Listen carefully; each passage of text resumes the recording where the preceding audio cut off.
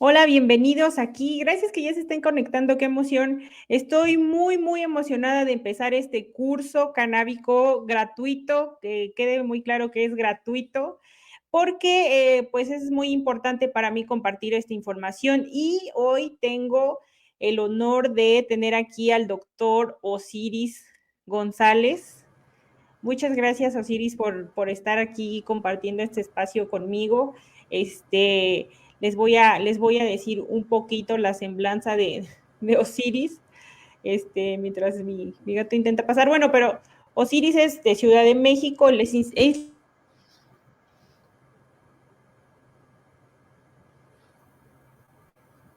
México, la UNAM, es maestro en humanidades por la UAM, es doctor en filosofía por la Universidad de Leiden.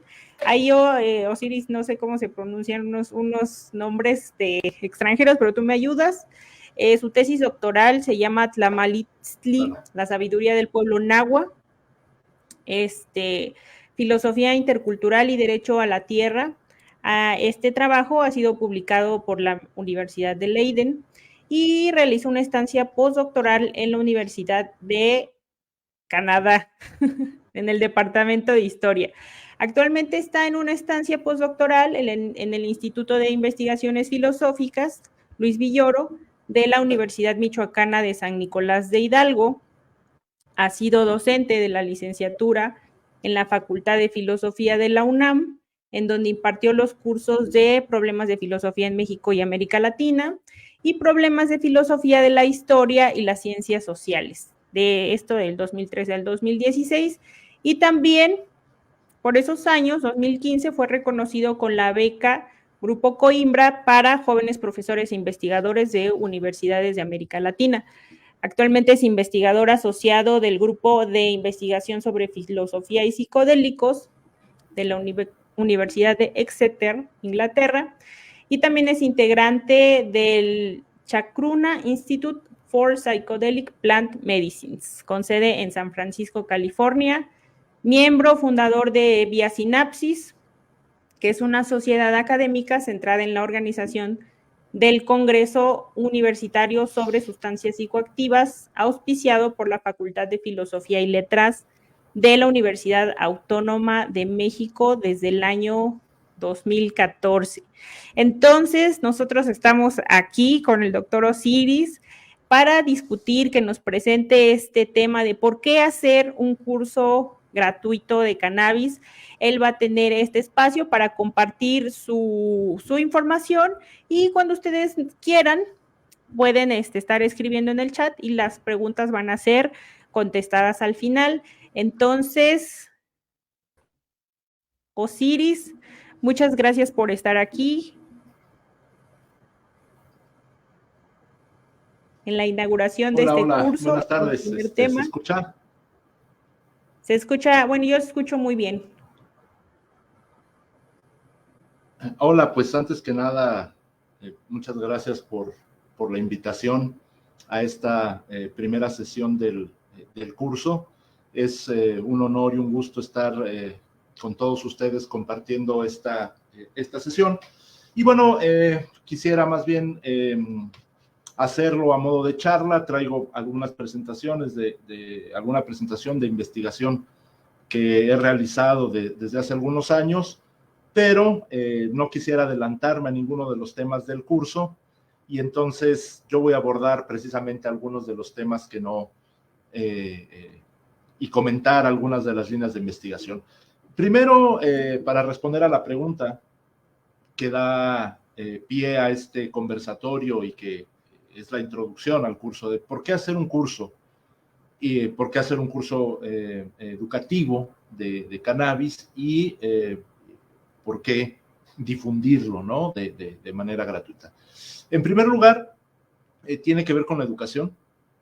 Las políticas de la prohibición precisamente lo que han debilitado es la investigación científica, por un lado, que bueno, no nos vamos a meter ahorita tanto en tanto detalle, afortunadamente hay mucha investigación al respecto. Por ejemplo, actualmente está abierto el diplomado en farmacología de cannabinoides en la Facultad de Medicina de la UNAM, del cual soy alumno, del cual formo parte.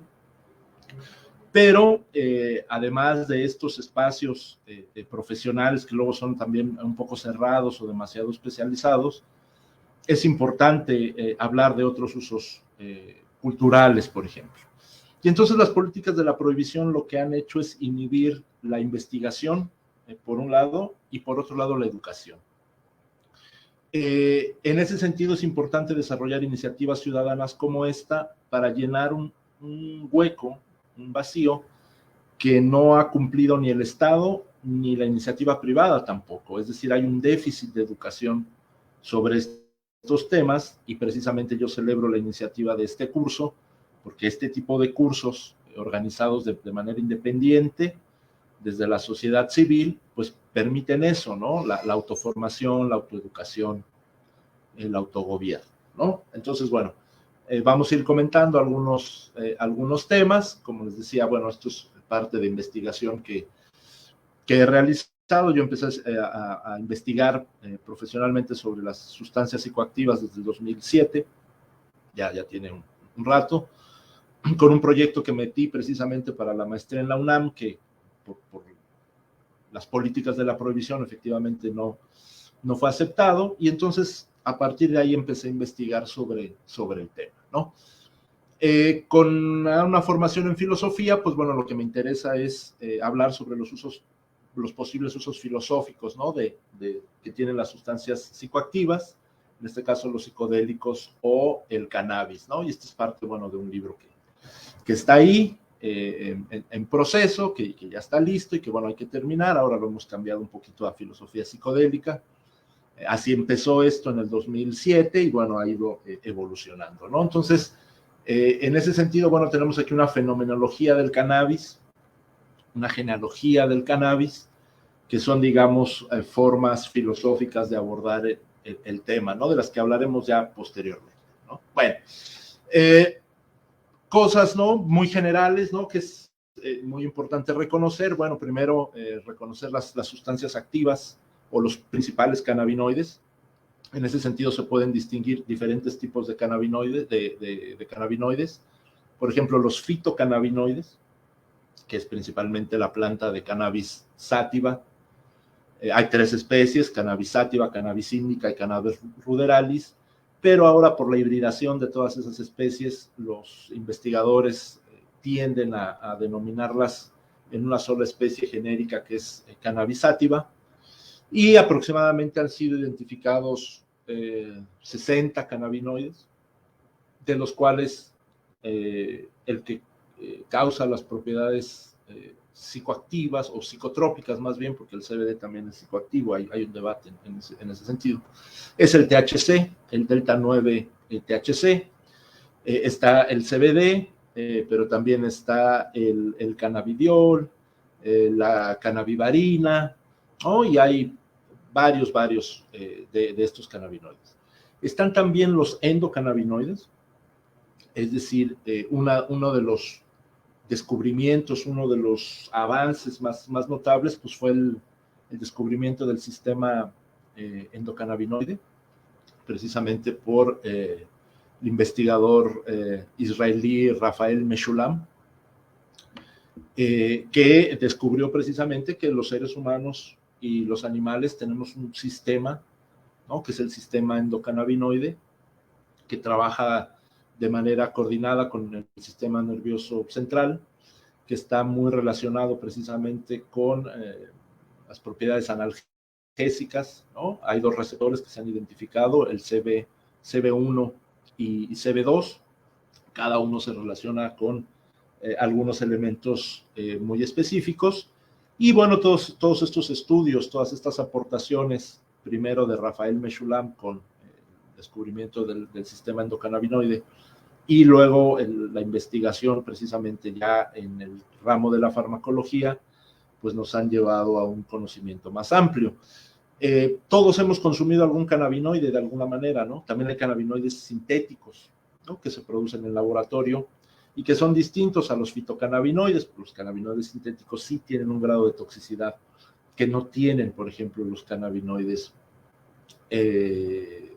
naturales, y un medicamento muy conocido, todos conocemos, casi yo me podría asegurar que todo el mundo ha tomado paracetamol para aliviar el dolor. Entonces, el paracetamol es precisamente un compuesto que es muy cercano precisamente a estos cannabinoides sintéticos, ¿no? Entonces, bueno, esto es simplemente para mostrar un panorama general, ¿no? De aquí de las sustancias activas del cannabis. Las sustancias activas, ¿no? Son los cannabinoides, y el principal cannabinoide que causa las propiedades psicotrópicas es el THC. Hay un debate, por ejemplo, sobre si el CBD es psicoactivo o no. ¿Ah? Y lo que argumentan, por ejemplo, algunos médicos es que no tiene que producir, por ejemplo, visiones para ser considerado psicoactivo. Es considerado psicoactivo porque actúa sobre el sistema nervioso central, ¿no? Entonces, bueno, no hay consenso, digamos, entre los especialistas, pero la tendencia es precisamente reconocer que el CBD también tiene propiedades psicoactivas que, ojo, no son propiedades psicotrópicas, ¿no? Entonces habría que distinguir, ¿no? Y lo interesante además es de que todos estos compuestos generalmente cuando hablamos de usos terapéuticos actúan mejor, obviamente dependiendo del paciente, en los compuestos que son full spectrum, ¿no? Debido al efecto séquito, ¿no? Bueno, esto es una así muy general, ¿no? Una introducción a las sustancias activas del cannabis, de los cannabinoides. Si quieren con un poquito más de calma, ya después si hay preguntas, regresamos un poquito a hablar de esto con más detalle, ¿no? Vamos a seguir un poquito más adelante. Estas son algunas investigaciones que se han hecho no desde una perspectiva, digamos, solamente terapéutica. Ya vamos a hablar de eso. En las sustancias psicoactivas, ¿no? Psicodélicos, ¿no? También. Generalmente los usos más aceptados, el cannabis es una excepción, pero en psicodélicos, por ejemplo, los usos más aceptados, los usos culturales más aceptados son los usos terapéuticos y los usos sagrados o religiosos, pero no son los únicos, ¿no? Tenemos que también, por eso es importante, ¿no? Las humanidades. Cuando utilizamos un enfoque humanista, pues vemos que también hay usos filosóficos, ¿no? Que hay usos creativos, que hay usos hedonistas, que hay usos políticos, ¿no? Y que hay usos creativos. Entonces, reconocer que existe, digamos, una diversidad de usos también es importante para evitar ambigüedades o confusiones, y sobre todo para el desarrollo de políticas públicas que permitan garantizar los derechos de todos, ¿no? Entonces es importante reconocer la diversidad cultural, la diversidad de usos culturales. Ahora hablamos de aproximadamente 5 o 6 diferentes usos culturales, precisamente para evitar la estigmatización, para evitar las generalizaciones apresuradas, para evitar la ambigüedad y para evitar precisamente políticas públicas que no respondan a las necesidades de los usuarios, ¿no? Entonces, es importante no confundir un uso terapéutico con un uso creativo, ¿ah? O un uso filosófico con un uso espiritual, digamos, ¿no? Generalmente puse estas dos portadas del libro porque con lo que menos estamos familiarizados es con los usos filosóficos. Entonces, precisamente, bueno, pues justo es uno de los temas que les quiero compartir, ¿no? Y que no se empalma con otros de los temas que ustedes van a ver en el curso. Tenemos estos dos libros. El libro de la izquierda es un libro de un filósofo alemán, de Walter Benjamin, que se llama Sobre el Hashish, Über Hashish, que fue escrito precisamente a finales de la década de los años 20, de los años 30, ¿no? Walter Benjamin hizo estudios, hizo investigaciones con sus colegas que eran doctores, Y entonces él desarrolló, por ejemplo, unos protocolos médicos y unas sesiones, y entonces él tenía las sesiones con hachís y luego escribía. Escribía lo que veía, escribía lo que sentía, lo que reflexionaba. Hay traducción en español, hay traducción al español de este libro, está en Editorial Taurus, disculpen el comercial, pero bueno, ves ahí donde se puede conseguir. Déjenme ver si por ahí está el PDF y con todo gusto se los comparto, ¿no? Entonces, ese es un trabajo que habla precisamente de los usos filosóficos.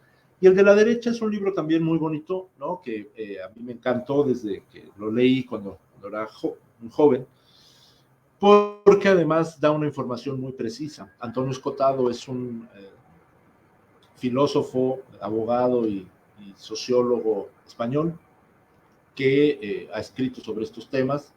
Tiene probablemente la mejor obra en español sobre estos temas, que es la Historia General de las Drogas, que no lo tengo aquí, pero bueno, es un libro así grande, ¿no? De 2000 páginas. Y este libro que se llama La Cuestión del Cáñamo, ¿no? Donde hace un estudio muy completo, tanto de las partes históricas, de las partes químicas, ¿no? De las partes médicas, y digamos que es un manual, ¿no? Un manual en español bastante útil, bastante accesible, bastante bien escrito, ¿no? A mí se me han perdido ya como 3, quién sabe por qué, ya no los voy a prestar. Se me han perdido como 3, entonces bueno, por ahí debo tenerlo en PDF, con todo gusto se los comparto, pero bueno, si lo pueden, ¿no? Comprar la edición impresa, lo van a disfrutar. Les recomiendo mucho ese trabajo. Les va a ayudar para precisamente complementar, ¿no? Lo que se vaya viendo en el curso desde una perspectiva filosófica. Este es el otro libro del que les hablaba, La Historia General de las Drogas, de Antonio Escotado. También tengo ahí el PDF, sí es un volumen grande. Y la última sección trae un apéndice que se llama Fenomenología de las Drogas. Y ahí trae una sección muy útil sobre el cannabis, sobre el cáñamo, y ahí trae, ya hay que actualizarlo, obviamente, ¿no? Porque fue publicado en el 2000, y ya del 2000 para acá, pues ya llovió, ¿verdad? Ya corrió tinta, ya corrió investigación, pero el libro sigue vigente, y para todas las personas, por ejemplo, que quieran conocer de manera sintética y no tan técnica cuestiones de farmacología, de posología, de dosis, de usos terapéuticos, no solo del cannabis, sino también, por ejemplo, de otras sustancias psicodélicas o fármacos visionarios, como los llama Antonio Escotado, como el peyote, como los hongos psilocibios, como el LSD, como la ayahuasca, como la iboga. Bueno, pues ahí viene cada uno de estos. ¿De qué año decías, ¿no?, que es? Este es del año, hay una edición del año 99, hay una edición del año 2000. En esta edición de Espasa Calpe es un solo tomo, así grande. Les decía yo, por ahí debo tener el PDF. Y también salió publicado en 3 tomos en Alianza, pero esa ya no se consigue, esa ya está muy antigua esa edición, y este es un solo tomo grande, de unas 2000 páginas, ¿no? Por ahí anda el PDF, con todo gusto se los compartimos, ¿no? Entonces, bueno, esto, ¿no? Precisiones conceptuales, por ejemplo, Simon Brailovsky, este es otro libro que les recomiendo, un neurocientífico mexicano que escribió un libro en los 90 que se llama Neuropsicofarmacología, en el 95, del Fondo de Cultura Económica. Dice que cuando hablamos de drogas, entre comillas, nos referimos a lo que en general se conoce como fármacos, definidos como todas aquellas sustancias capaces de modificar la sustancia viva, y en ese sentido se consideran fármacos tanto el perfume, o si no, cómo nos podría gustar o disgustar, como la cocaína, pasando por la aspirina o el té de tila. Así es, no hay que asustarse. Se trata en efecto de todas las sustancias que nos hacen sentir algo, ¿no? Y eso que nos hacen sentir, pues está en el sistema nervioso central, ¿no? Son estimulantes del sistema nervioso central o depresores del sistema nervioso central o visionarios, ¿no?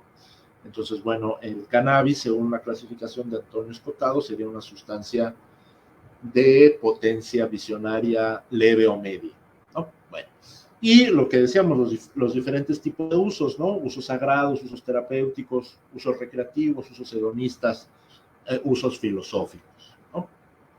Que es de eso es de lo que no se habla mucho. Este es el libro de Antonio Escotado, este es otro, el apéndice que les dije, que les comentaba, que está en el otro libro, en este grandote.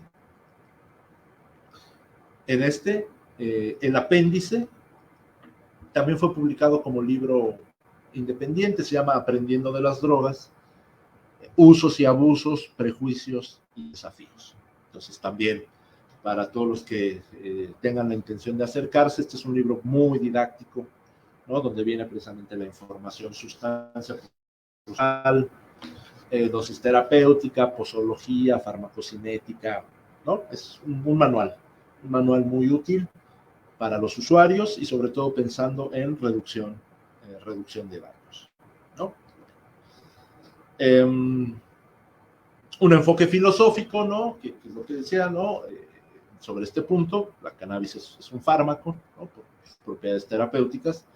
Ya después vamos a hablar, por ejemplo, de estas propiedades terapéuticas, por ejemplo, para enfermedades neurodegenerativas, Alzheimer, Parkinson, por ejemplo, las propiedades analgésicas, para aumentar el apetito, ¿no? El famoso monchis, ¿no? Que todo el mundo conoce, ¿no? Entonces, por ejemplo, en pacientes con cáncer o que están llevando a cabo quimioterapias, el tratamiento con cannabis les ayuda a recuperar el apetito.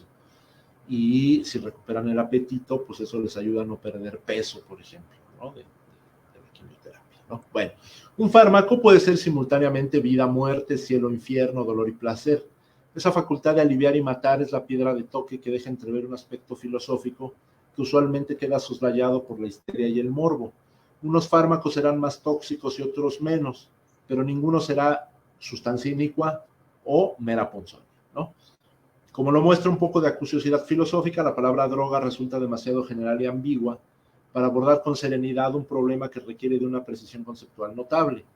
Desde una perspectiva filosófica, la impertinencia de utilizar la palabra droga radica en que solo enfatiza la parte negativa de un concepto, fármaco, que tiene un carácter dual intrínseco. Debido a ello, resulta problemático utilizar como si fueran sinónimos palabras como droga, narcótico, estupefaciente o alucinógeno, pues cada uno hace referencia a los efectos específicos que tiene cada sustancia psicoactiva en el sistema nervioso central, ¿no? Y esto es importante. Toda esta información técnica a lo mejor puede parecer un poco aburrida o irrelevante, pero es importante tener esta información para evitar la estigmatización, ¿no? ¿Cuántas veces hemos utilizado que para la cannabis se utilizan todas estas palabras, ¿no? Droga, narcótico, estupefaciente, ¿no? Como si fueran sinónimos, ¿no?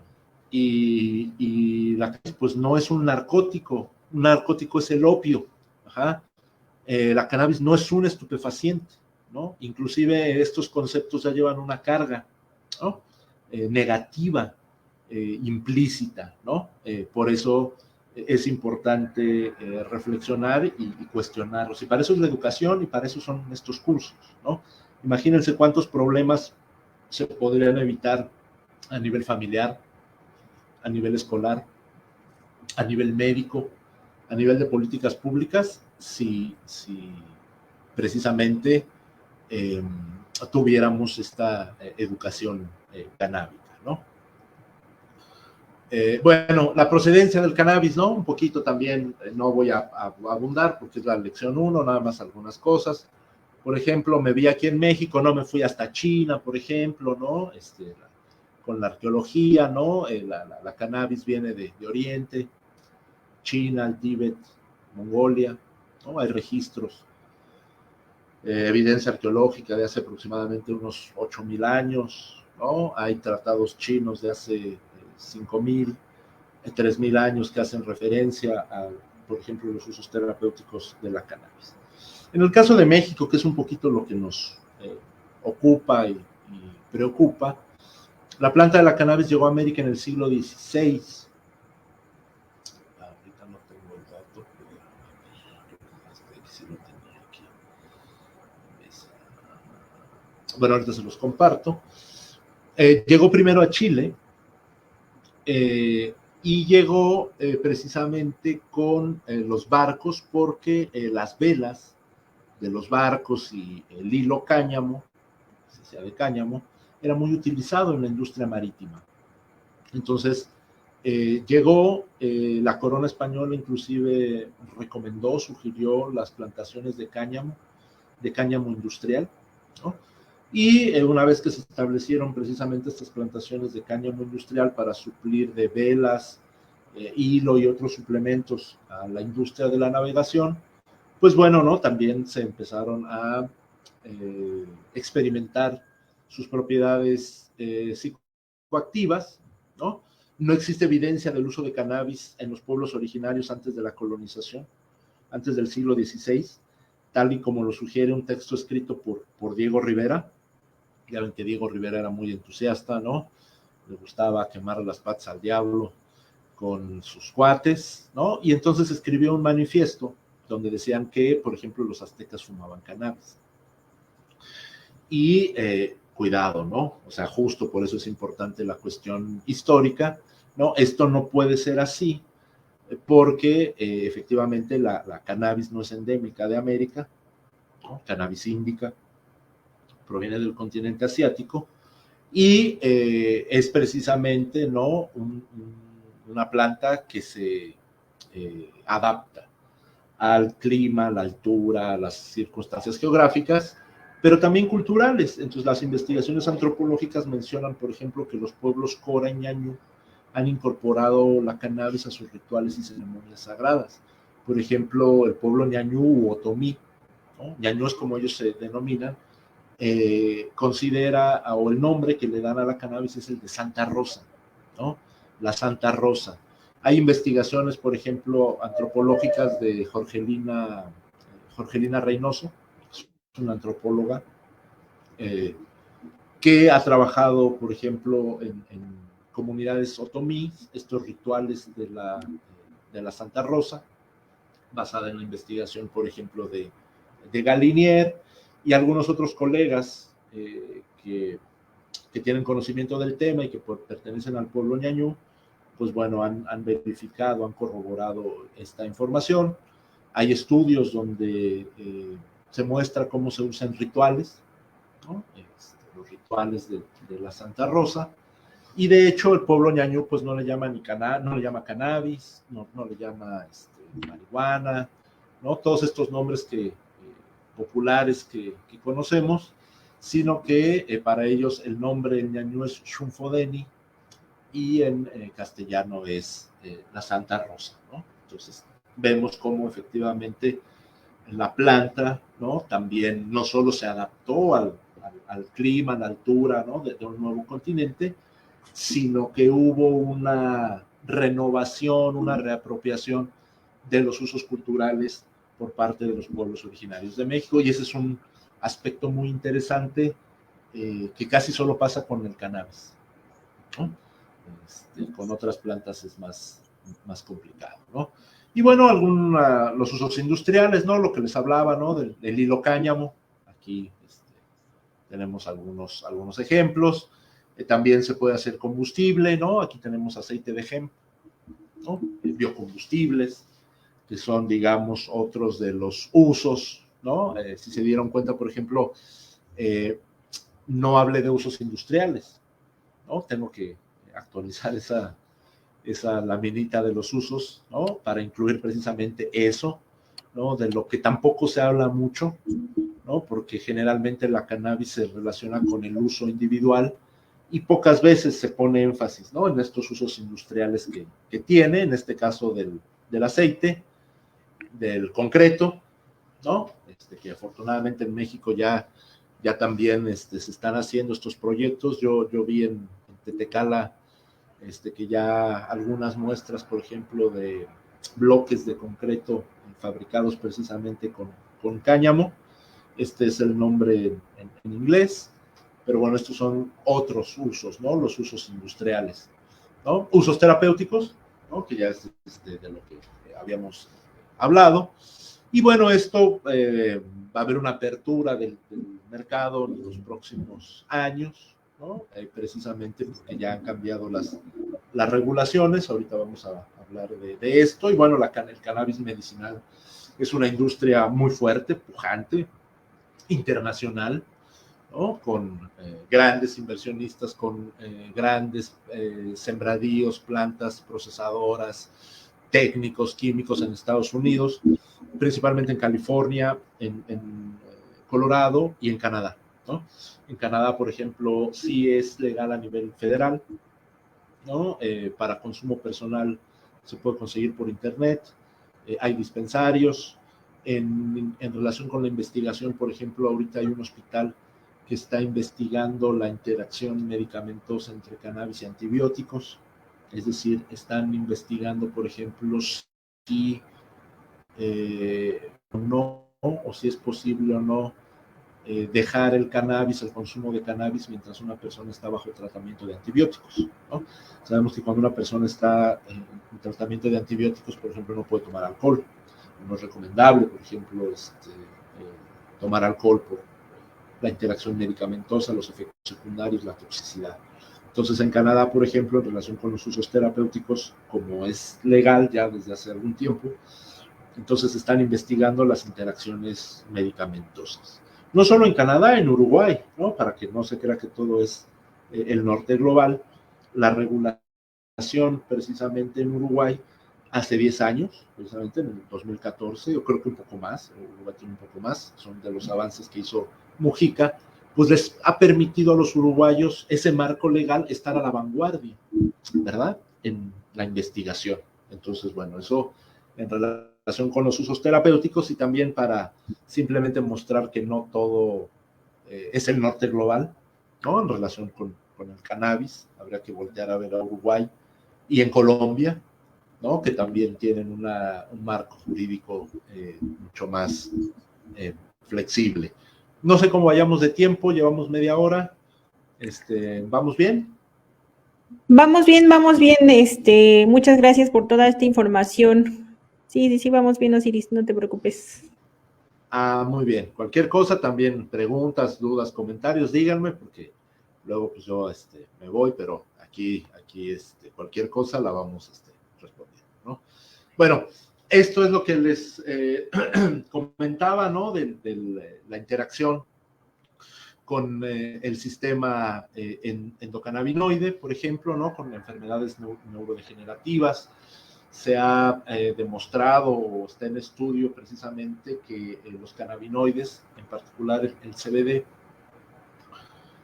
tienen propiedades neuroregenerativas.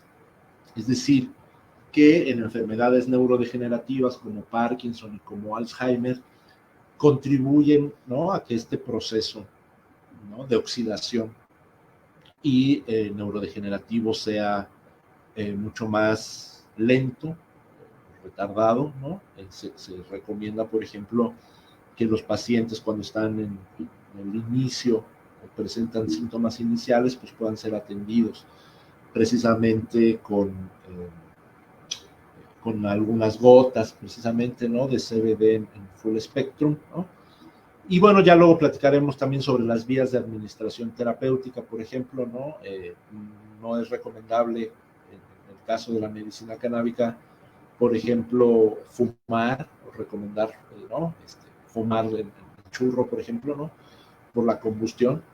Ahí se recomiendan, digamos, vaporizadores medicinales, unos que parecen conos de plástico, o vaporizadores de hierba seca con dosis de 1 gramo. Esto es para poder más o menos controlar la dosis. Sobre todo, por ejemplo, para la vía inhalada en vapor se recomienda para detener alguna crisis, ¿no? Pero ya si se está pensando en algún tratamiento, ¿no? A corto, a mediano, a largo plazo, pues probablemente la vía sublingual, ¿no? Sea la más adecuada. No es la única, por supuesto, ¿no? Hablando en términos terapéuticos, los cannabinoides son moléculas liposolubles, lipofílicas, adoran los aceites, ¿no?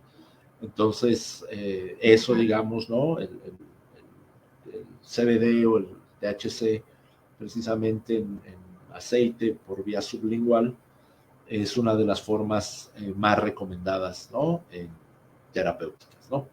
Bueno, vamos a seguir con esto, ¿no? Lo que les comentaba un poquito, ¿no? La diferencia de sátiva e índica, ¿no? Que bueno, ¿no? A lo mejor ya está perdiendo un poquito de esos límites, ¿no? Ya esos límites a lo mejor ya no son como tan estrictos, sobre todo por la hibridación, ¿no? Ya muchas cepas son híbridas, ha habido mucha mezcla en ese sentido, y bueno, eso es lo que se establece, ¿no? Antiguamente, o hasta no hace mucho, ¿no? Se mencionaba, bueno, que la cannabis sativa tenía un efecto mucho más cerebral, mucho más activo, mucho más estimulante, más recomendable para procesos creativos, para fumar en el día, mientras que la cannabis índica, bueno, pues se recomendaba más para descansar, ¿no? Para en la noche, para el sueño. Y esto es muy interesante, ¿no? En el diplomado de farmacología de cannabinoides, por ejemplo, vimos cómo la cannabis incide en la arquitectura del sueño. ¿Ah? Yo personalmente, por ejemplo, fumo cannabis para dormir y fumo cannabis, bueno, para dormir y otras cosas, ¿no? Pero bueno, para dormir, porque siento que descanso, ¿no? Sueño profundo, ¿no? Y no me acuerdo de los sueños, y entonces tengo una sensación de descanso, ¿no? De un sueño reparador que se recupera, etcétera, etcétera. Yo desconocía, ¿no? ¿A qué se debía esto? ¿No? Yo lo hacía más como por intuición, por gusto, por placer. Y bueno, yo sentía un bienestar, ¿no? Probablemente es la anandamida, que ahorita vamos a explicar un poquito eso. Pero ahora ya estudiando un poco más, por ejemplo, en el diplomado, la cannabis, por ejemplo, modifica la arquitectura del sueño. Entonces, por ejemplo, aquellas personas que no son consumidores habituales y que tienen, por ejemplo, problemas de sueño, ¿no? Al cannabis les ayuda porque reduce la fase 3 y alarga, por ejemplo, la fase 4, ¿no? Que es donde viene, digamos, este sueño profundo, son diferentes intervalos durante la noche, y entonces en pacientes que no son consumidores habituales de cannabis, pues la exposición al THC y al CBD, pues los va a ayudar a dormir mejor, ¿no? Entonces, bueno, ese es un dato ahí interesante, ¿no? Sobre cómo la cannabis, por ejemplo, está relacionada con la arquitectura del sueño. Y bueno, ¿no? Esto que les hablaba, ¿no? De cannabis sativa, cannabis índica, cannabis ruderalis, ¿no? Las cannabis ruderales son lo que, por ejemplo, en el cultivo se conoce como las... las feminizadas y las autoflorecientes, ¿no? Porque la cannabis ruderalis, el ciclo es menor, ¿no? Entonces, en 3 meses, una planta puede ir desde el inicio hasta el final de su ciclo, y estas son, por ejemplo, las que se utilizan en el auto, ¿no? Las que les llaman auto en los bancos de semillas. Bueno, usos sagrados, ¿no? En la India, por ejemplo, pues la cannabis viene de allá, cannabis índica. Dentro de los símbolos, dentro de las deidades asociadas a la cannabis, por ejemplo, según el libro de Schultz y Hoffman, las plantas de los dioses, también ahí revisan la sección de cannabis, está Shiva, el danzante cósmico, ¿no? Ese es, digamos, el símbolo, y hay varias narrativas sagradas, por ejemplo, que hacen mención, por ejemplo, a Shiva, ¿no? Y del cannabis, ¿no? Como Shiva precisamente, ¿no? Le otorga el cannabis al ser humano como un regalo, ¿no? Como un don divino, ¿no? Hay narraciones, hay varias, ¿no? Narraciones hermosas, se dice como Shiva, ¿no? Bate las aguas, ¿no? Del océano, que otorga precisamente al ser humano la cannabis. Y aquí tenemos del lado derecho una imagen, ¿no? También de Shiva, donde tiene una planta arriba, tocado, ¿no? Y en la frente tiene, pues, lo que popularmente en Occidente se conoce como el tercer ojo, ¿no? Que independientemente de las cuestiones esotéricas a las que pueda hacer referencia, pues bueno, ¿no? Está vinculado con las propiedades visionarias de la cannabis, ¿no? Por ejemplo, en China se consideraba que la cannabis permitía entrar en contacto con el espíritu de los ancestros, ¿sí? Entonces, esta relación espiritual, por ejemplo, con el cannabis es muy interesante. Tampoco se toma en cuenta, ¿no? No todos lo hacemos también con esa conocimiento, digamos, de causa, pero bueno, es importante, ¿no? En nombrar estas tradiciones ancestrales y otras, ¿no? Que han surgido de interpretaciones o reinterpretaciones, como por ejemplo la religión Rastafari, ¿no? Entonces, bueno, tenemos un espectro muy amplio, ¿no? Tenemos de Shiva, el danzante cósmico, un culto antiquísimo desde hace 3000 años, ajá, hasta, ¿no? Expresiones más contemporáneas. Bueno, vamos a seguir.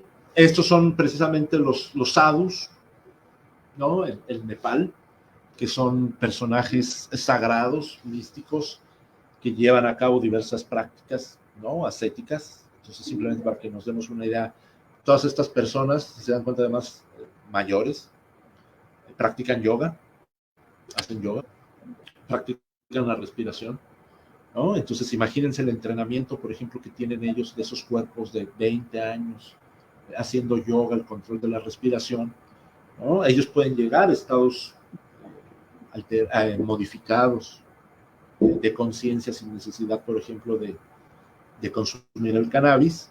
Y entonces imagínense, por ejemplo, el tipo de experiencias que tienen estas personas que juntan el yoga, que juntan la respiración y que juntan también además los usos sagrados y rituales de el cannabis, ¿no? Sadhus es el nombre que tienen, ¿no? Poéticamente les llaman los anarquistas del infinito. Y bueno, aquí podemos ver precisamente en algunos de estos rituales el consumo sagrado ritual de la cannabis en estas festividades, en estos rituales consagrados a Shiva, el danzante cósmico, ¿no? Los usos creativos, ¿no? Que bueno, esa es otra parte de las cuestiones culturales. Ya vimos precisamente los usos sagrados. Y en este caso, bueno, el arte, ¿no? También el estigma, las políticas de la prohibición, pues también no permiten reconocer estos usos creativos, ¿no?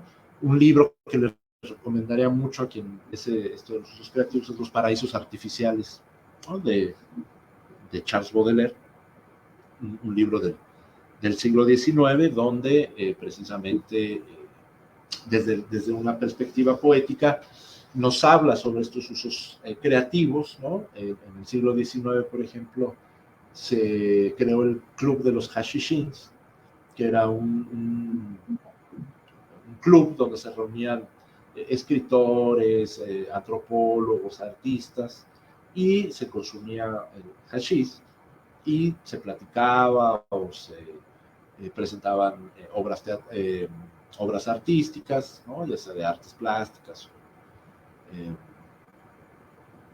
puestas dramáticas, ¿no? De dramaturgia, de teatro. Y este era un grupo, ¿no? de personas que exploró o que exploraba fundamentalmente los usos creativos, ¿no? Tenemos también los usos lúdicos que les comentaba, ¿no? Que generalmente son satanizados, ¿no? Yo preferiría también llamarles usos hedonistas, ¿no? Porque el placer también está estigmatizado, por un lado, y es legítimo, así como son legítimos los usos sagrados, los usos terapéuticos o los usos filosóficos, pues también son legítimos los usos hedonistas, ¿no? O los usos lúdicos, y eso no significa una falta de respeto, ¿no? Simplemente reconocer lo que les decía, ¿no? Que existe una diversidad cultural que permita garantizar los derechos de todos. A lo mejor, por ejemplo, para un médico, pues puede ser chocante hablar de usos lúdicos, ¿ja? Y a lo mejor ellos hablarían de adicción, ¿ja? Y no necesariamente, ¿no? Por eso es importante toda esta precisión conceptual, los usos hedonistas, ¿no? El placer, por ejemplo, no debe de ser condenado, ¿no? Mientras la afirmación de tu placer no implique un daño o un dolor para otro, pues bueno, ese placer es legítimo. Si la afirmación de tu placer implica un daño o un dolor para otro, pues ese placer no es legítimo, ¿no? Entonces, en el caso, por ejemplo, del cannabis, ¿no? Mientras no impliquen un daño o un dolor real para otra persona, pues también son usos legítimos, ¿no? Y entonces, bueno, aquí tenemos un poquito alguna revista, ¿no? Muy conocida, aunque no le vamos a hacer publicidad, pero es muy conocida, por todos, ¿no? Y bueno, la bandera, ¿no? Que está relacionada, por ejemplo, con la música, ¿no? El reggae, por ejemplo, independientemente del contenido espiritual, bueno, pues también es una música con un espíritu alegre, festivo, ¿no? Diferente a otros espíritus musicales, ni mejor ni peor, pero bueno, no tiene nada que ver, por ejemplo, con géneros, por ejemplo, como el metal o etcétera, ¿no? Entonces, y lo digo porque, bueno, me gusta el metal, ¿no? Yo soy metalero, y esto, ¿no? Los diferentes géneros musicales, pues nos sirven precisamente para eso, ¿no? Para hablar de una manera más amplia de los usos lúdicos. Genealogía del cannabis en México, ¿no? Los que estén interesados, bueno, les recomiendo este libro, Luis Astorga, investigador del Instituto de Investigaciones Sociales de la UNAM, sociólogo, profesional con un doctorado en Francia, y tiene este libro, ¿no? El siglo de las drogas, que narra precisamente en el siglo XX, pues cómo se va configurando, ¿no? Y bueno, se explica aquí un poquito, ¿no? Cómo se fue instaurando muchas cosas, ¿no? Dice, la entrada de Estados Unidos en la Segunda Guerra Mundial no solo hizo necesaria una mayor producción de manufacturas, también aquellas materias primas que servían para elaborar fármacos indispensables para aliviar el dolor en un frente de batalla, por ejemplo, la morfina. La escasez de productos derivados del opio o de la coca durante la Segunda Guerra Mundial provocó o incrementó el cultivo de adormidera y marihuana en varias partes del mundo. Túnez, Argelia y Perú, por ejemplo, cultivaron adormidera. Siria y Líbano, marihuana, y México, las dos, ¿no? Entonces, bueno, eso explica, ¿no? Precisamente cómo en los cultivos, por ejemplo, de marihuana en el siglo XX, pues tampoco estaban desvinculados, ¿no? Con los cultivos de amapola, y no es descabellado porque, como les mencionaba anteriormente, ambos medicamentos, por ejemplo, son analgésicos. Estamos hablando de la Segunda Guerra Mundial, estamos hablando de un frente de batalla, ¿no? Donde hay heridos, muertos todos los días, en todo el mundo, ¿no? Entonces la necesidad de esos fármacos, pues es imperiosa. Ahora, una de las cosas, por ejemplo, que la política de la prohibición ha detenido, por ejemplo, es la investigación o los esfuerzos, por ejemplo, para investigar la sinergia entre los opioides y los cannabinoides, por ejemplo, para aliviar el dolor. ¿Qué significa esto? Por ejemplo, que en pacientes con tratamiento oncológico se puede iniciar un tratamiento con opioides, ¿ja? Y después reforzar o mantener con cannabinoides, y entonces la sinergia entre opioides y cannabinoides, bueno, pues también permite un mayor ahorro, por ejemplo, ¿no? de opioides, que son medicamentos más controlados. Bueno, vamos a seguir, ¿no? Bueno, simplemente nada más destacar esto, ¿no? Que dice Astorga, ¿no? No lo vamos a necesitar. Bueno, esta necesidad de materias primas estimuló la siembra de amapola en la costa pacífica de México, sobre todo en los estados de Sinaloa, Michoacán, Guerrero y... esto es un poquito aquí del opio, ¿no? Vamos a brincar, ¿no? Vamos a cerrar esta plática, ¿no? Ya para ir cerrando, para pasar a una interacción más dinámica. Los usos filosóficos, ¿no? ¿Qué es esto de los usos filosóficos, ¿no? Es lo que les comentaba del libro de Baudelaire, Los paraísos artificiales, ¿no? Hay traducción al español. Entonces, bueno, nos habla de que las proporciones del tiempo y el ser están trastocadas, ¿no? Y aquí esta cita que es importante, ¿no? Dice Baudelaire, el aspecto filosófico de dichas metamorfosis de la sensibilidad, ¿no? Entonces, fíjense esta metáfora que usa Baudelaire, ¿no? Como poeta. Nosotros ahora utilizamos estados de conciencia alterados o modificados, o de plano, pues andar bien pacheco, ¿no? Baudelaire dice es metamorfosis de la sensibilidad, es decir, nuestros sentidos sufren una metamorfosis, ¿no? Dice, se distingue de nuestro estado ordinario de vigilia a causa de la modificación provocada por los fármacos psicoactivos en nuestra percepción del tiempo y el espacio. Sobre este asunto me parece interesante la opinión de Baudelaire cuando dice que he hablado suficiente del crecimiento monstruoso del tiempo y del espacio. Dos ideas siempre conexas, pero que el espíritu afronta entonces sin tristeza y sin miedo, ¿no?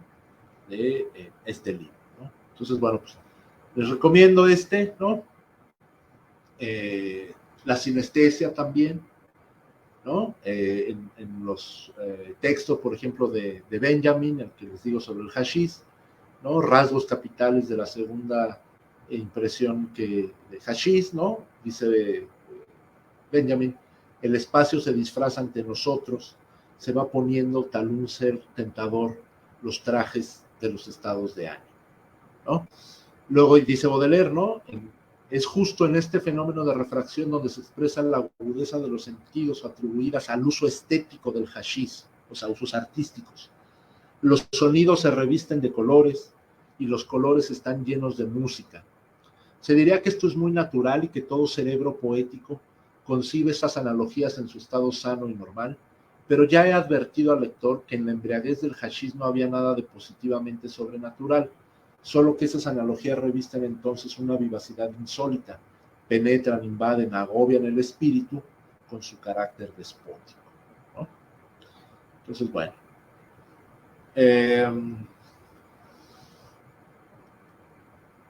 Vamos a seguir un poquito, aquí algunas imágenes, ¿no? Para que veamos aquí lo de la planta, ¿no? Ya estamos con lo de los usos filosóficos.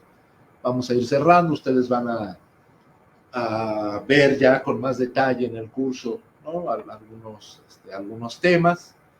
Yo estoy tratando de compartir con ustedes algunas cosas que no necesariamente van a estar en el curso, ¿no? Bueno, ¿no? Esto me gusta mucho, la visión de la correspondencia universal, que está en el libro de los paraísos artificiales de Baudelaire. Dice, algunas veces ocurre que la personalidad desaparece y la objetividad propia de los poetas panteístas se desarrolla tan anormalmente que la contemplación de los objetos exteriores nos hace olvidar vuestra propia existencia y de pronto os confundís con ellos. La visión de la correspondencia universal es una metáfora para entender los supuestos que subyacen en la concepción del animismo, la cual considera que todo se encuentra dotado de vida, ¿no? Entonces, bueno, el cannabis nos ayuda para eso. Y aquí está, ¿no? En el hashish como instrumento filosófico, dice Baudelaire, lo más importante para el hombre espiritual, creo, que es conocer la acción del veneno sobre la parte espiritual del hombre, es decir, el aumento, la deformación y la exageración de sus sentimientos habituales y de sus percepciones morales que presentan entonces, en una atmósfera excepcional, un verdadero fenómeno de refracción. Esto en relación con los usos espirituales, y bueno, con eso me gustaría ya ir cerrando, ¿no? este tema, ¿no? Simplemente enfatizando, ¿no? Que también desde los usos filosóficos, pues el cannabis no es una droga de escape, ¿no? No es una droga para escapar de la realidad, o no es una puerta de entrada, digamos, a otras sustancias también, como nos han hecho creer algunos sofismas de la ciencia médica. Nos dice Walter Benjamin, por ejemplo, ¿no? No creo que fuese el deseo subalterno de escapar a mi tristeza, el que allá arriba en mi cuarto me introdujera hacia las 7 de la tarde a tomar hashish, ¿no? No es un deseo de escape, ¿no? no es un deseo de escape de la tristeza, ¿no? Entonces, ¿para qué sirve la filosofía? Pues para eso, ¿no? Para mostrar que hay muchos matices de los usos, de los posibles usos culturales del cannabis. Y bueno, pues por mi parte sería todo, ¿no? Hay más, hay mucho más, ¿no?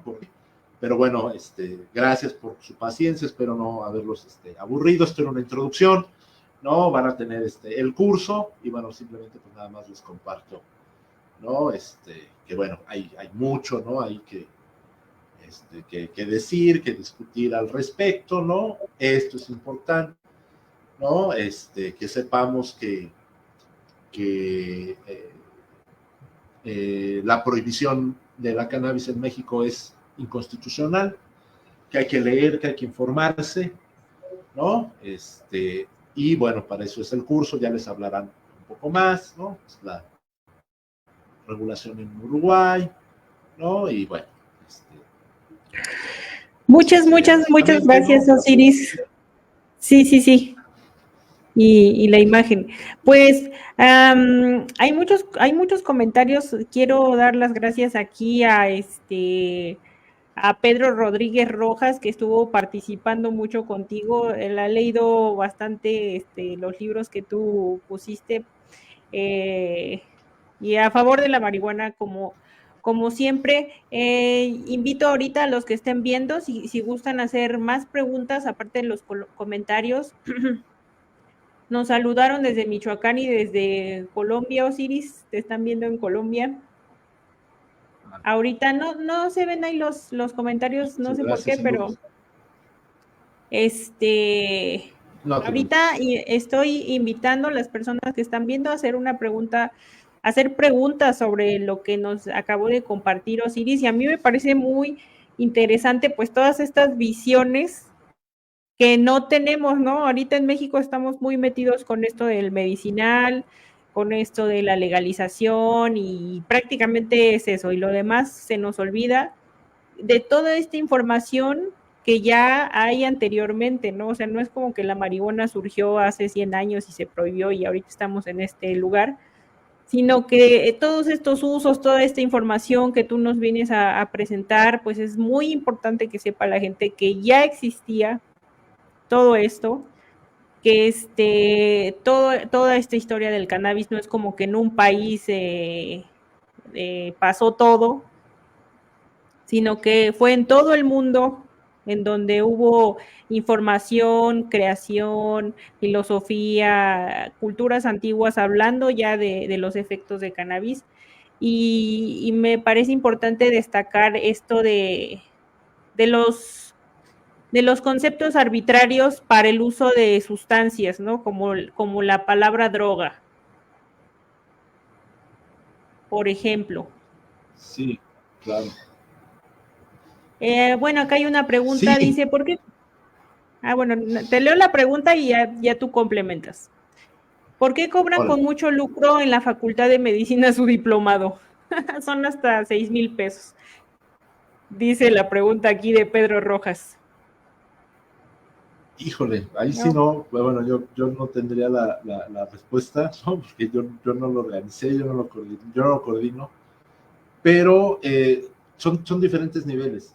Por lo que tengo entendido, ese es un curso como ya más especializado para médicos, para doctores, y ahí lo que se busca es precisamente capacitar al personal de salud para que, por ejemplo, pueda recetar, para que pueda conocer, porque precisamente en las políticas de la prohibición, pues lo que han generado es este estigma y un retraso en la investigación, ¿no?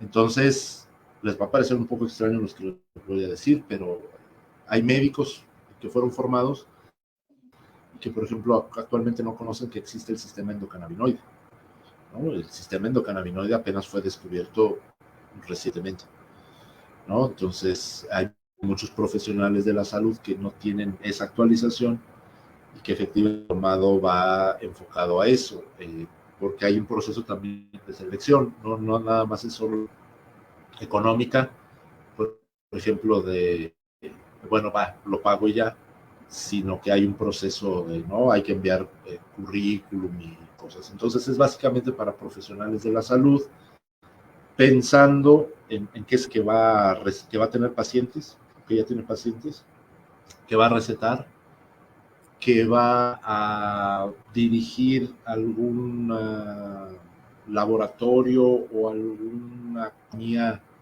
por ejemplo, de productos para uso terapéutico, ¿no? Porque hay que recordar que los productos para uso terapéutico tienen un grado de exigencia distinto, por ejemplo, que los productos para uso recreativo, ¿no? O sea, los estándares de calidad, por ejemplo, para unas gotas de CBD para epilepsia, pues no van a hacerlo para un comestible. ¿Ah?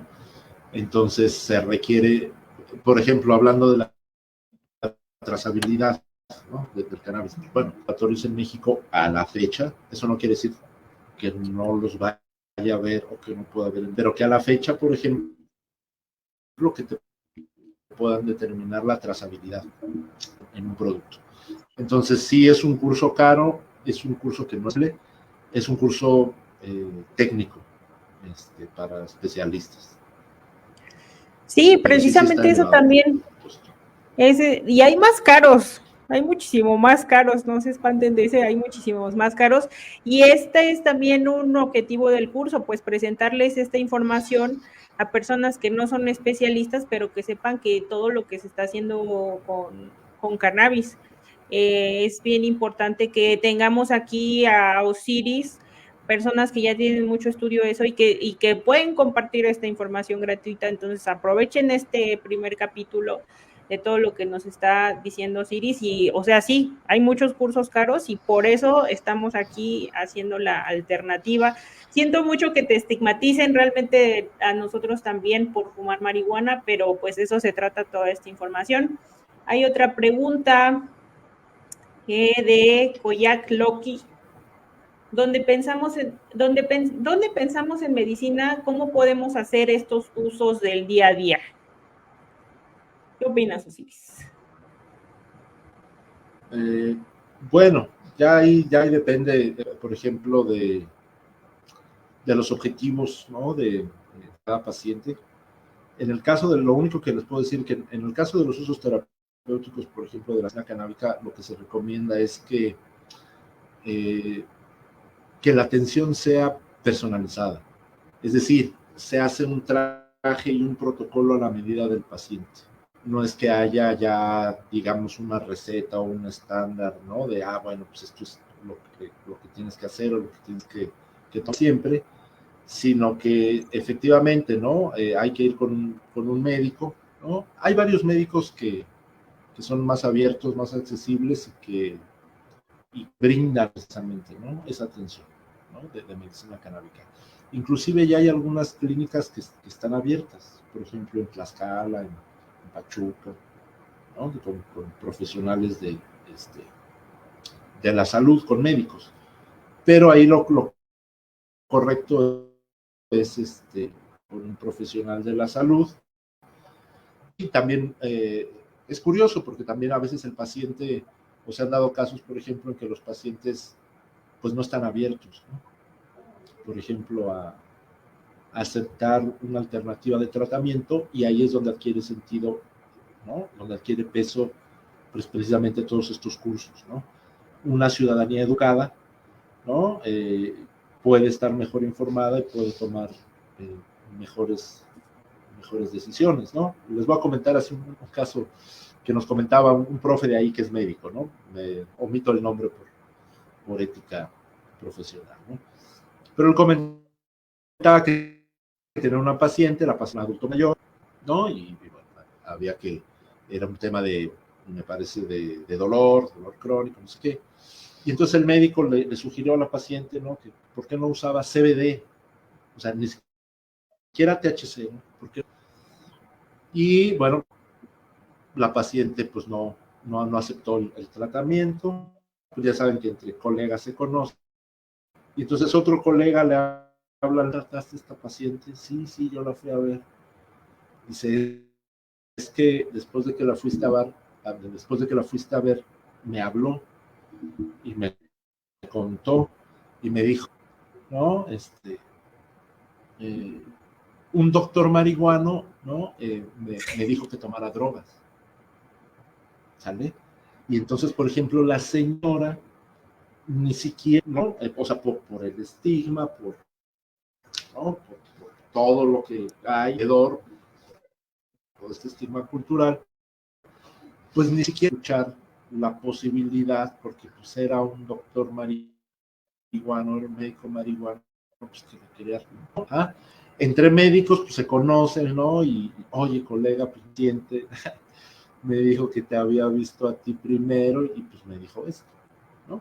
Entonces creo que estos cursos son importantes precisamente para una ciudadanía más informada.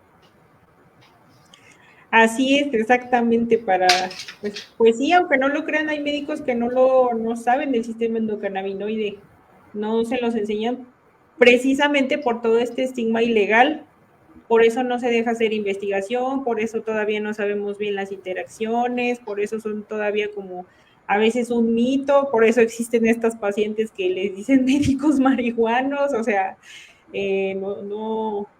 todavía nos falta, pero pues aquí ya se están haciendo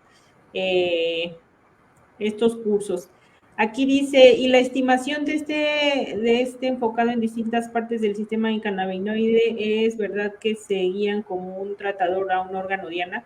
Pues eso es más de farmacología, no sé, Osiris, si tienes la respuesta, pero bueno, tienen que saber del sistema endocannabinoide y claro que va a haber personajes aquí más especializados ya en todo este sistema farmacológico, pero Osiris.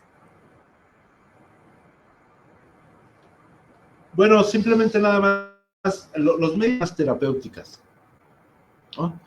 Es decir, los potenciales terapéuticos que puede tener una sustancia. El cannabis tiene varias, ¿no? Como mencionaba anteriormente, por ejemplo, en enfermedades neurodegenerativas, bueno, epilepsia es muy conocido, ¿no? Eso fue lo que le dio, por ejemplo, una proyección interna en estos casos, por ejemplo, de niños con epilepsia, ¿no? Que fueron muy impactantes, ¿no? En Estados Unidos, ¿no? Ahorita se me olvidó el nombre de una niña que efectivamente, ¿no? Ya representó el paradigma, ¿no? Entonces son estas dianas terapéuticas, ¿no? Entonces hay estudios, les voy a compartir en el transcurso, ¿no? En español, precisamente para enfermedades neurodegenerativas. Hay controversia en el sentido, por ejemplo, de las propiedades para detener el crecimiento de tumores, ¿no? O sea, hay estudios, ¿no? Que sugieren, no les voy a decir que demuestran, ¿no? Que sugieren que el uso de CBD ayuda a detener el crecimiento, por ejemplo, de tumores, ¿no? Ese es el tema como más controversial y todo se ha dicho que el cannabis cura el cáncer. No es así o no hay evidencia. De lo que sí hay evidencia es que el CBD ayuda a detener el crecimiento de tumores. Propiedades analgésicas, ¿no? También, que es lo que les comentaba de la sinergia con opioides, me falta estudiar. Aumento, obviamente, terapéuticas y desventajas. Se puede utilizar en pacientes subacuáticos. Del otro lado, que por ejemplo, personas que tienen, pacientes que tienen, por ejemplo, sobrepeso, se trabaja precisamente en el sistema cannabinoide, ¿no? Para que, lo voy a explicar en términos pachecos, para que no les dé monchis, para que no les dé hambre, ¿no? Y entonces más bien se les da un inhibidor, ¿no? Del THC o del cannabinoide para que controle, ¿no? Entonces, esas son solo algunas dianas terapéuticas, como baja la inflamación también para pomadas tópicas, dermatitis, etc. Y es que, por ejemplo, aquí nos hacen un comentario que la angiogénesis es inhibida en los tumores y, o sea, hay muchas cosas que pueden inhibir angiogénesis en tumores, pero de eso que cura el cáncer es muy diferente. El cáncer es una enfermedad muy, muy compleja, donde involucra muchísimas cosas, entonces hay estudios que seguramente dicen eso, pero por eso se habla con tanta precaución, ¿no? No es como que cure el cáncer, no. Es como dice Osiris. Aquí, una otra pregunta también, ¿los exoterpenos de los frutos en nuestra dieta sí interactúan entre ellas para tratar problemas específicos? Yo creo que esa pregunta es como parte de la medicina más ancestral, o sea, no lo que hacen los científicos, bueno, por lo menos lo que hacen los biomédicos es encontrar moléculas que eventualmente ayuden a las enfermedades. Entonces, esta pregunta a mí se me hace compleja porque todavía tienes que responder si los terpenos interactúan entre ellos para tratar un problema específico.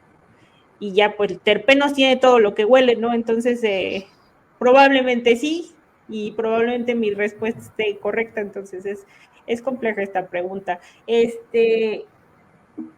bueno, más comentarios, Osiris, nos dicen aquí. Te los voy a leer para compartir. ¿Funcionan más en carcinoma de células basales? Sí. Bueno, pues ahí será otro estudio. Carcinoma escamoso, también la marihuana es Habrá que ver, sí. efectivo, pues entonces ahí es otro estudio, ¿no? Cómo se va haciendo más grande toda esta información. Después dicen, totalmente de acuerdo, solo que si nos enfocamos en ellos, no progresaremos mejor enfocándonos en la planta. El punto de vista de cada quien, ¿no? Sí, no, no, Y claro, claro, no hay diferentes. me parece que ya no hay más preguntas. Okay. Aquí, ¿verdad? A ver, si Entonces, quieren, ¿dónde queda la empezamos un libertad? poquito Pareciera que no habíamos brevemente de una flor. para ir cerrando. Sí, me gustaría, mira, cerrar con este comentario que ¿Cómo es la última? No la dice, escuché. pareciera que no, Ajá. ¿dónde queda la libertad? Pareciera que no hablamos de una flor.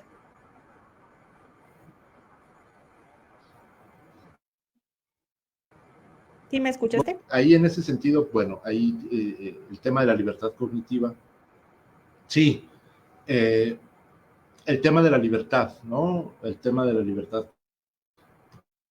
Por supuesto que, por ejemplo, de la acción de inconstitucionalidad en relación con el cannabis es precisamente porque las políticas de la prohibición inhiben el libre desarrollo de la personalidad, ¿no? Yo iría un poco más allá. Me parece que no solo es el desarrollo de la personalidad, sino que las políticas de la prohibición han obstaculizado el desarrollo de la libertad.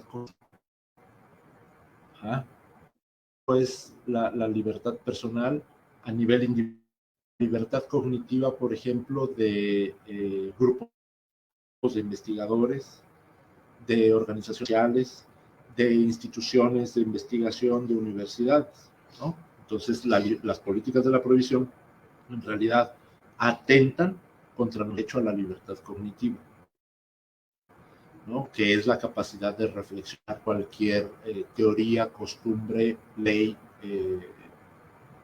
creencia o valor.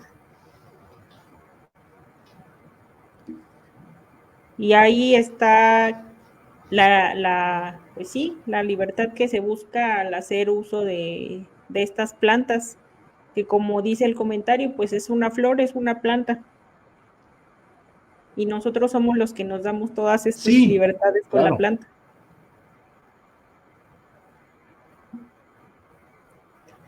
Es Pues, sí, así dice, ya nada adelante. más para cerrar, ¿no? Precisamente, pues es paradójico, ¿no? Que el ser humano prohíbe una planta, ¿no? Entonces, pues ya desde ahí hay algo que no, sobre lo que tendríamos que reflexionar y bueno, pues precisamente para eso es la educación. Así es, así es. Muchas gracias. Todo un honor. No conté la historia, pero yo conocí a Osiris en unas charlas en un lugar de la Semarnat, algo así, y escuché precisamente que él decía que se tenía que hacer un curso gratuito de cannabis porque todo estaba pues como esto, ¿no? Que nos dijeron, ¿por qué en la UNAM cobran tanto? Pues porque está muy especializado. ¿Que por qué cobran por un curso de sembrar cannabis? Porque también es muy especializado y es una forma ya de vida para muchas personas. Pero me pareció muy, muy importante ese comentario de que todos tenemos derecho también a esta educación, sobre todo porque ya se están vendiendo hasta lo que no ya están vendiendo y no saben ni lo que están comprando. Entonces, me parece muy importante esta información. Muchas gracias, Osiris, otra vez. Por estar aquí, por hacer la inauguración de este curso. Espero que lo sigan viendo. Ahorita recibimos un montón de comentarios de Pedro también. Muchas gracias. El siguiente tema va a ser taxonomía del cannabis. O sea, no se crean que este es un curso a la ligera. Vamos a tener así como expertos, así como Osiris, de ya la taxonomía del cannabis, que me decían aquí que en los comentarios también ponían que Ruderalis no sé qué y que Sativa no sé qué. Tranquilos, vamos a traer a alguien que ya lo estudió específicamente para que nos hable de toda esta taxonomía, que también es algo que nos inventamos nosotros como humanos, pero es muy, muy interesante de saber. Entonces nos vemos en la siguiente. Muchas gracias, Osiris, por estar aquí.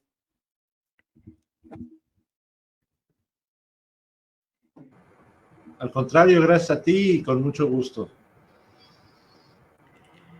Excelente. A los demás comentarios que lo vean después, pues sí, dejen este comentario, los vamos a contestar eventualmente y no se pierdan el siguiente tema, que es taxonomía de cannabis. Hasta luego.